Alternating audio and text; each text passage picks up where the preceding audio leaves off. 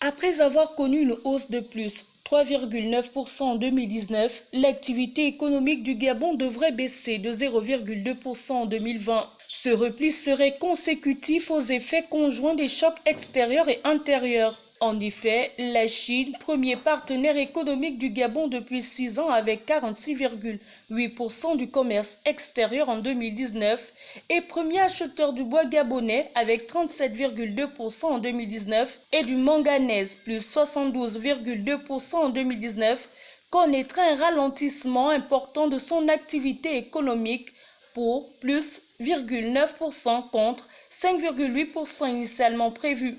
La France, deuxième partenaire avec 9,0% de part de marché en 2019 et principal acheteur de son caoutchouc et de son bois, devrait être en récession en 2020. Troisième partenaire économique du Gabon, la Belgique, qui représente 5% des parts de marché, serait elle aussi en récession. À ces difficultés des partenaires du Gabon, il faut aussi ajouter la baisse des cours des matières premières, la contraction de l'activité économique mondiale et l'application de mesures internes visant à lutter contre la Covid-19.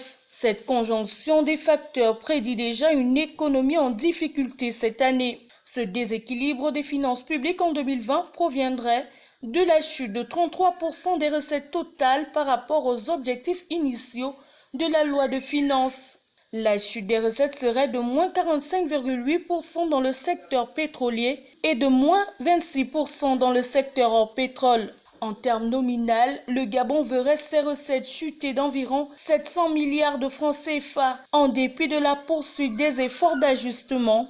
Les dépenses nettes, y compris les dépenses nouvelles liées à la Covid-19, se situeraient à 21,3% du PIB contre 19,9% dans la loi de finances 2020.